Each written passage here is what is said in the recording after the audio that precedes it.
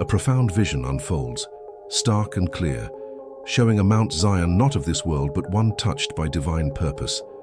On its sacred ground stand 144,000 individuals, their faces etched with a mark that cannot be seen with the eye, yet resonates with an unmistakable spiritual authority.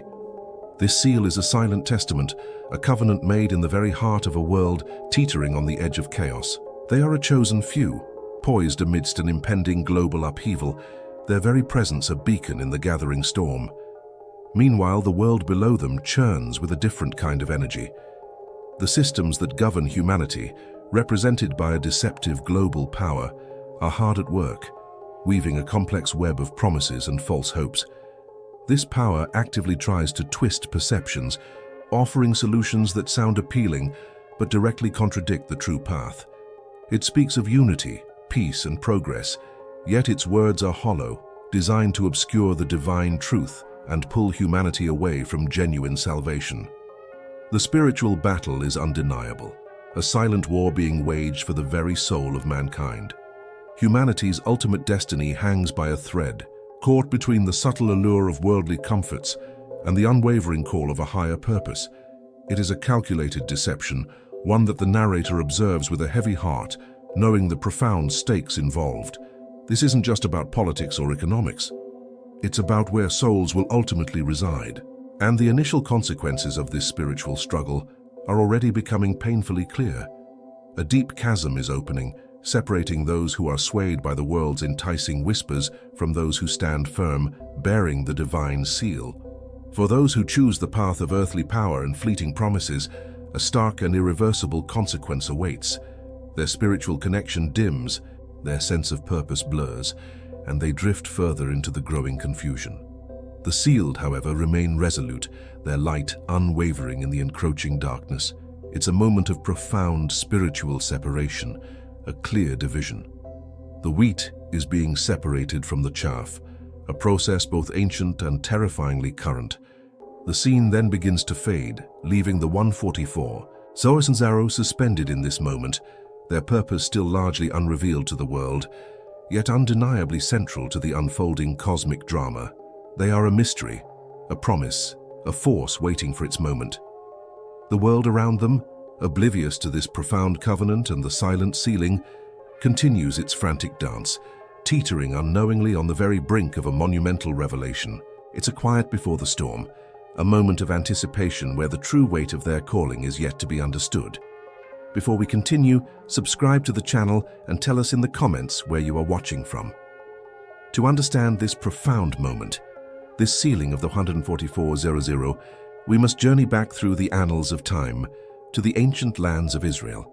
This is where the foundational covenants were laid, where the very concept of a chosen people first took root. It was here that prophetic voices, echoing through the dusty valleys and rocky hills, spoke of a deep, enduring relationship between God and his nation. We delve into the cultural and spiritual landscape of figures like Abraham, whose faith birthed a lineage, and Moses, who led a people out of bondage with promises of a land flowing with milk and honey. The prophets, those fiery messengers of old, continually reminded Israel of their unique calling, their sacred duty, and the future glory that awaited them if they remained faithful. Their words painted a vivid picture of a divine partnership, a covenant forged in the desert and tested through generations. Yet, this journey through history reveals not just triumphs, but also the deep vulnerabilities of ancient Israel. Their story is one of frequent backsliding, periods where they turned away from the divine path, seduced by the gods and practices of the surrounding nations. We see them in exile, stripped of their land and dignity, a direct consequence of their infidelity. It was a constant struggle to maintain fidelity to God's commands, a battle between worldly allure and spiritual commitment. Despite these painful periods, these moments of profound failure, there always remained an enduring dream of restoration. This wasn't just a political hope, but a deep spiritual yearning, a messianic hope that spoke of a coming deliverer, a leader who would not only restore their earthly kingdom but also heal their spiritual wounds. They envisioned a future where God's promises would be fully realized, where justice would reign and peace would cover the earth like the waters cover the sea. This hope, though often dimmed by their own actions, never truly died. Throughout this long history, the forces of spiritual opposition were never far. Represented by powerful ancient empires like Egypt, Assyria, Babylon, and Persia, and by pervasive idolatrous practices, these forces consistently attempted to derail God's plan for Israel. They sowed discord, tempting the people with pagan rituals and worldly power, pulling them away from their divine purpose. These were not merely earthly conflicts, they were spiritual battles fought on the physical plane. The worship of Baal, Asherah, and other gods offered immediate gratification, a stark contrast to the demanding covenant of the one true God. This historical backdrop, filled with both divine faithfulness and human failing, set the stage for the ultimate conflict. It showed how deeply embedded the spiritual warfare was, how ancient the struggle between light and darkness. The constant pressure from these external and internal forces molded Israel's identity, often through suffering, creating a profound narrative of redemption and resilience that would echo through time. It is a story that explains why the sealing of the 144,000 in our present moment shares not a new act, but a continuation of an ancient divine purpose. The journey through Israel's past showed a profound truth. The covenant relationship between God and his people was not always smooth. Over centuries, emotional cracks formed, widening with each instance of unfaithfulness. We see this in the subtle manipulations by false prophets, individuals who spoke smooth words but led the people astray, promising peace when there was no peace, comfort in disobedience. These worldly influences, often disguised as wisdom or progress, slowly chipped away at the foundation of their faith. Leaders, meant to guide, sometimes became complicit, turning a blind eye to idolatry or even actively participating in practices that defiled the sacred. Little by little, the people drifted, lured by the perceived benefits of adopting the customs of their powerful neighbors. It wasn't always an outright rebellion.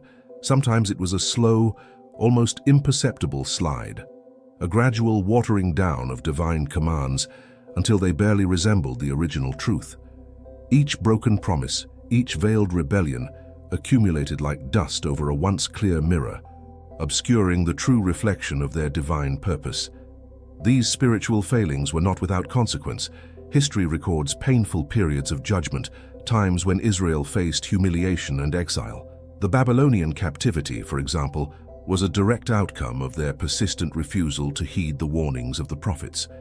Their beautiful temple, the symbol of God's presence among them, was destroyed. Their people were dragged away from their homeland, forced to live in a foreign land, stripped of their national identity and religious freedoms. This wasn't random misfortune. It was a stark demonstration of the consequences of straying from divine guidance. The land itself, which God had promised them, became desolate, a silent witness to their unfaithfulness. These periods of suffering were meant to be corrective, to bring them back to the covenant.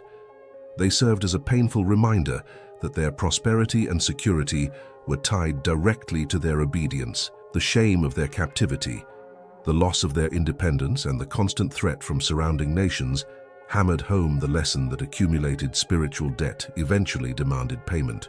Adding to this internal decay, external powers and internal corruption constantly exploited Israel's vulnerabilities.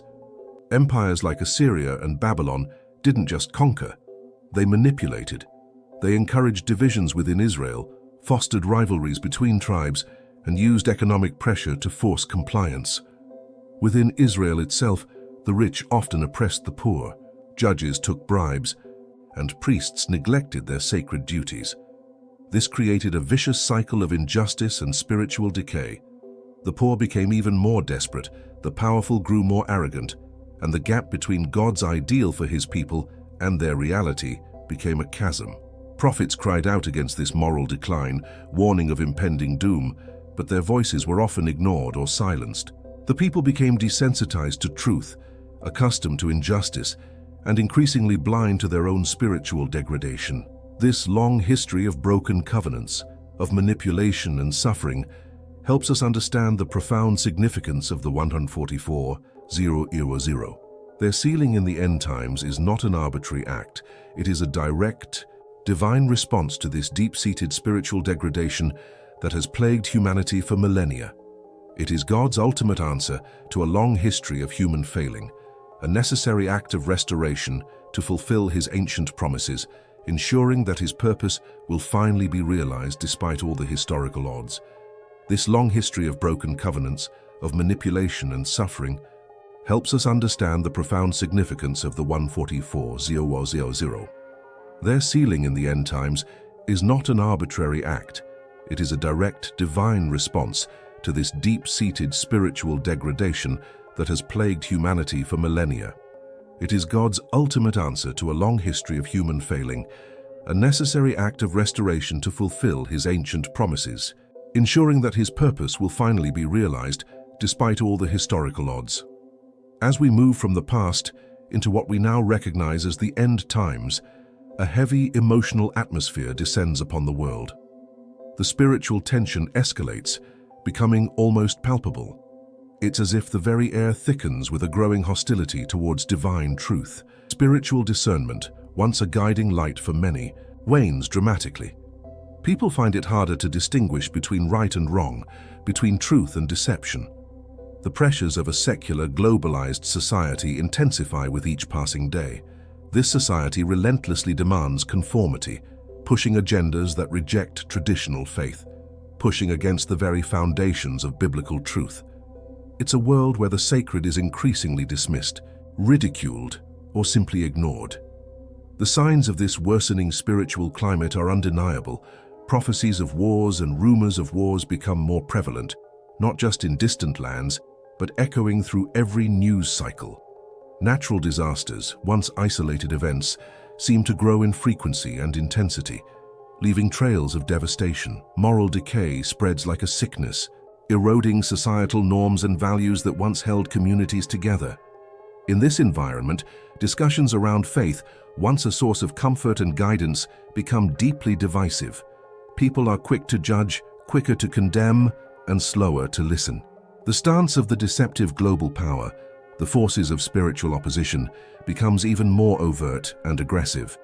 What was once a subtle influence now manifests as a bold, almost arrogant challenge to anything divine. The antagonist, this global power, now actively promotes ideologies that openly challenge the very foundation of biblical truth. It is no longer content with merely tempting or distracting. It seeks to dismantle, to redefine, to erase. Narrator observes the heavy burden of spiritual judgment that accompanies this period.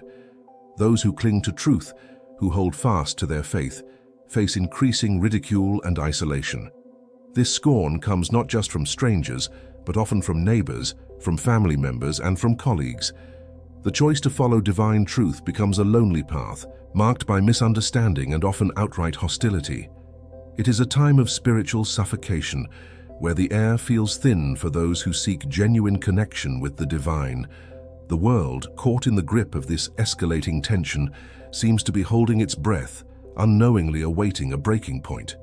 This period, marked by intense spiritual pressure and widespread confusion, represents the greatest challenge to faith humanity has ever known. The deceptive global power, with its sophisticated systems and pervasive influence, attempts to control not just actions but thoughts, feelings, and beliefs. It weaves a narrative designed to make divine truth seem outdated, irrelevant, or even dangerous. Every aspect of life, from entertainment to education, from politics to personal relationships, is subtly or overtly influenced by this anti-divine agenda.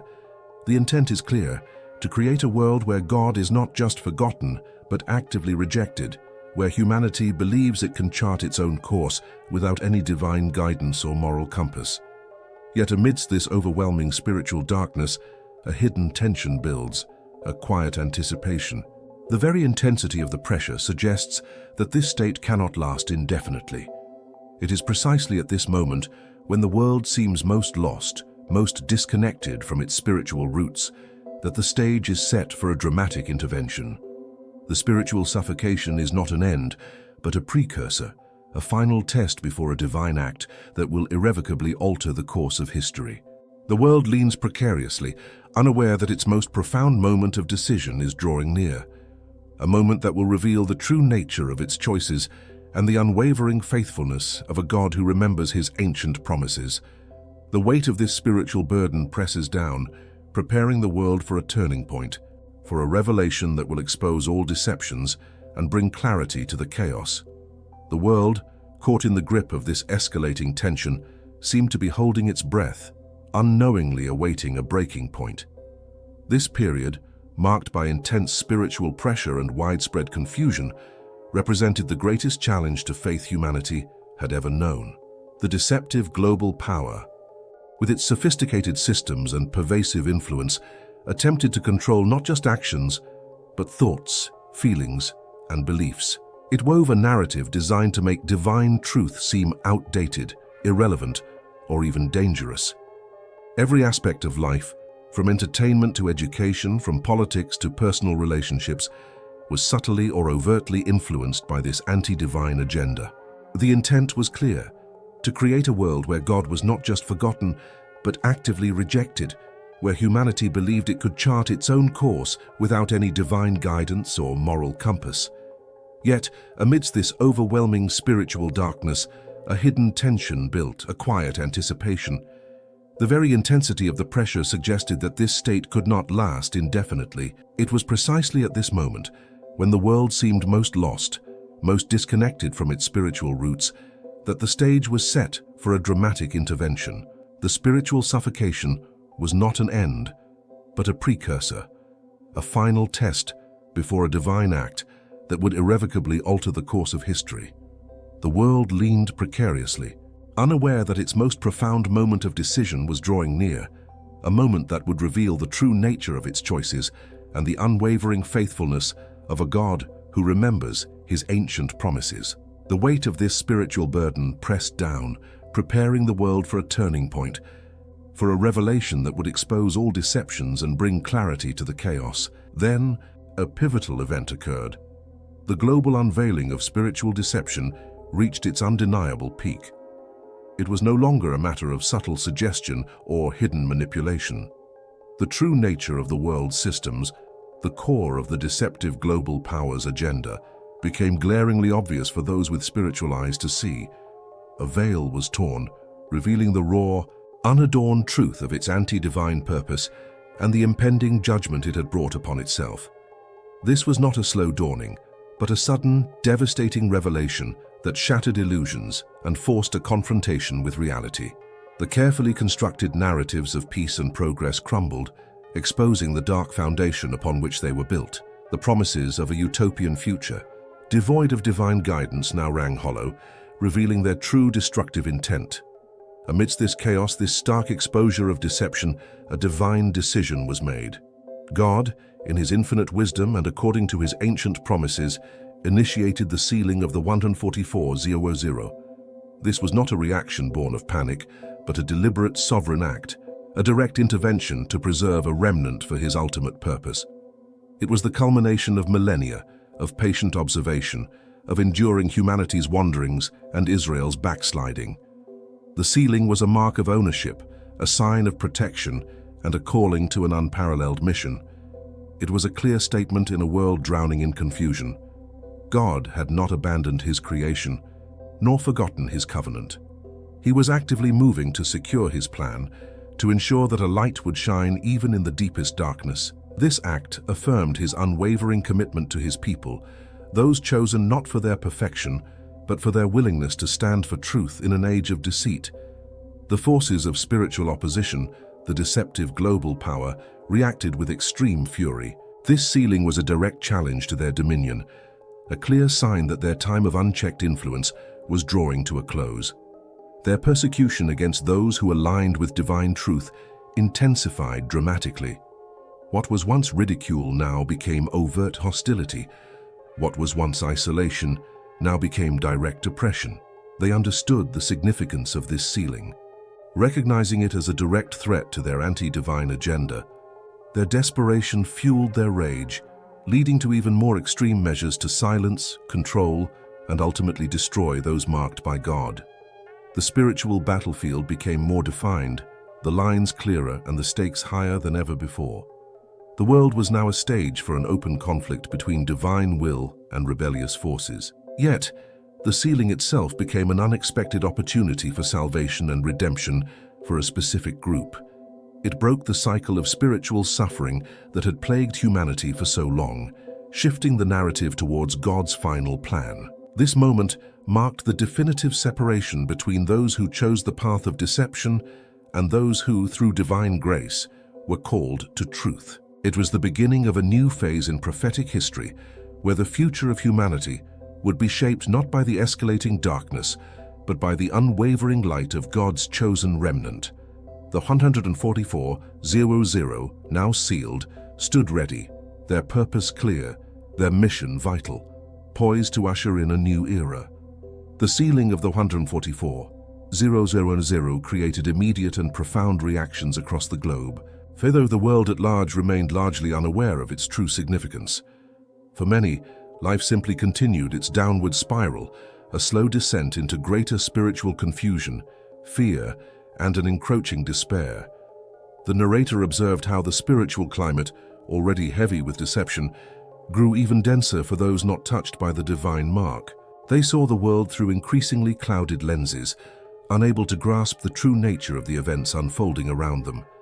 The deceptive global power, sensing the shift but still blind to its full implications, intensified its efforts to distract and control, offering more elaborate illusions of peace and prosperity, even as the foundations beneath them crumbled. This period became a test of discernment, a time when humanity's choices were laid bare. The unsealed, those who continued to choose the world's path, found themselves caught in a tightening web of anxiety. News cycles spun narratives of division, economic instability became the norm, and social unrest simmered just beneath the surface, occasionally boiling over into open conflict. The sense of security that many once took for granted evaporated, replaced by a pervasive unease. People sought solace in fleeting pleasures, in material possessions, or in the empty promises of charismatic figures promoted by the deceptive global power, all of which offered temporary relief but ultimately deepened their spiritual void. They yearned for answers, but often looked in all the wrong places, misled by the very systems that engineered their confusion. Amidst this widespread confusion, the narrator observed how different groups reacted to the unfolding events. Some individuals, often those who had previously felt a quiet stirring or an unshakable sense of unease with the world's direction, began to recognize the divine hand at work.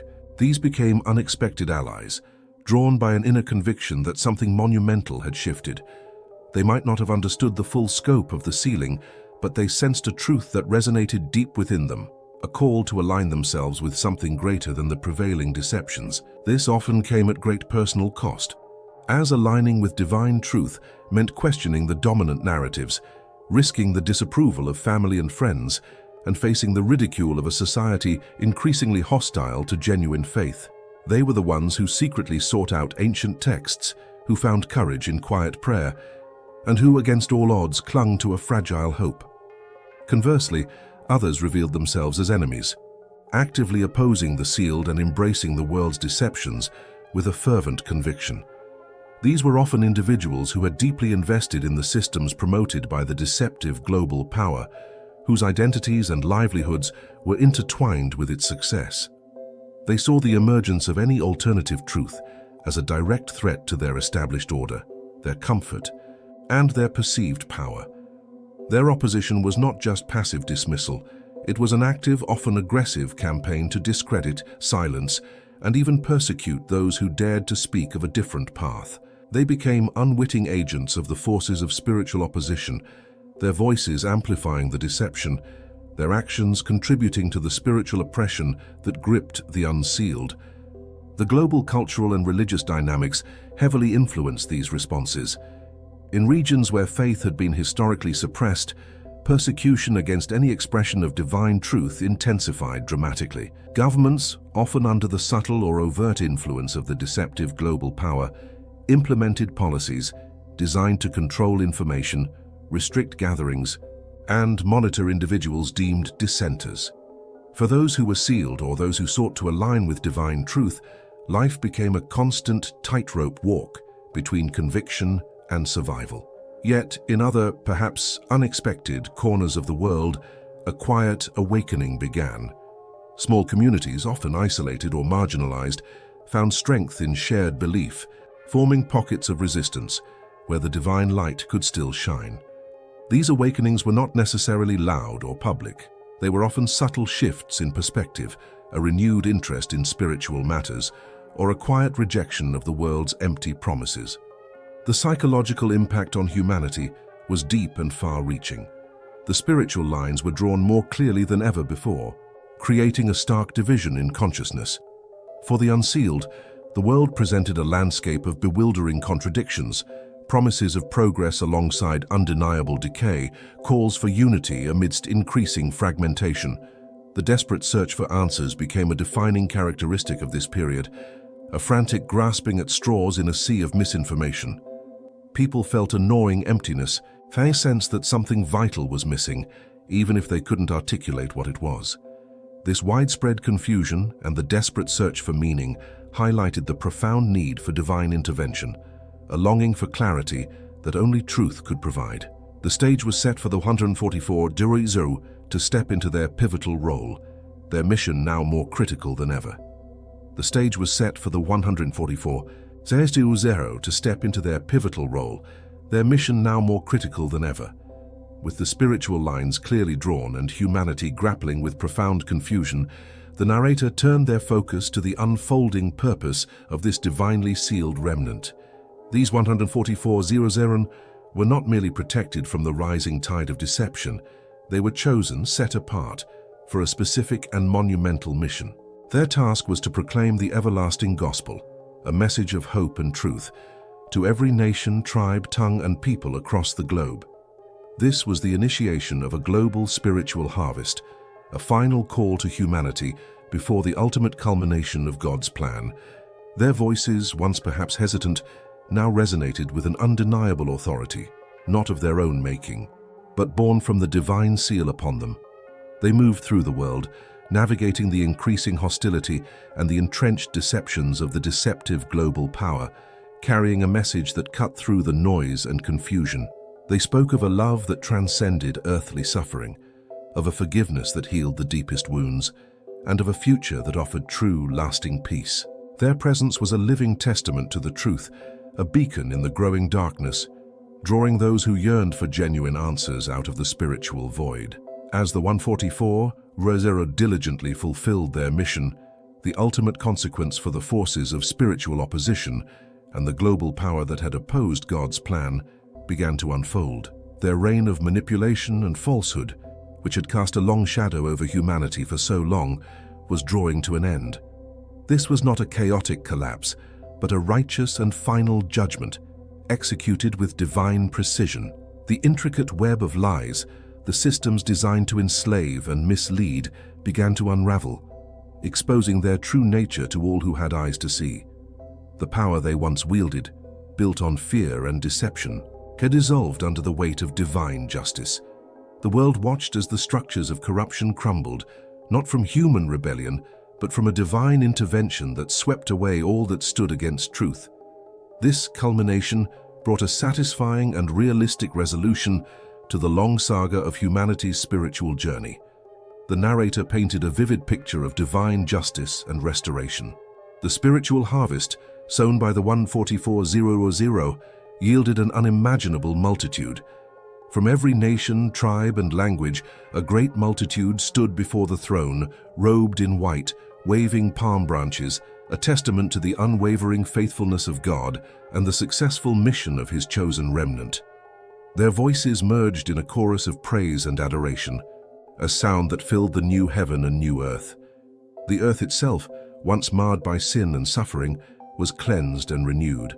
The scars of conflict, pollution, and spiritual decay were erased, replaced by an Edenic beauty and harmony. The vision of a new heaven and new earth was not a fanciful dream but a tangible reality, fulfilling all of God's ancient promises. This was the ultimate triumph of His plan for humanity, a restoration that went beyond mere physical renewal, extending to the very fabric of existence. The narrator reflected on the journey, from the ancient lands of Israel and the foundational covenants, through periods of backsliding and manipulation, to the escalating spiritual tensions of the end times, and finally, to this glorious restoration. The unwavering faithfulness of God, despite humanity's failings and the relentless efforts of the deceptive global power, shone through as the central theme. The 144, Zero, once a mysterious number, now stood revealed as the pivotal agents in this grand design, their obedience and dedication instrumental in bringing about this final, perfect harmony. The story concluded not with an ending, but with a beginning, an eternal one. The struggle was over, the battle won, and the promises fulfilled. Humanity, now in perfect communion with its Creator, lived in a state of unending peace and joy. The purpose of the 14400 had been achieved, their legacy etched into the very fabric of eternity, a testament to God's enduring love and His ultimate victory over all darkness.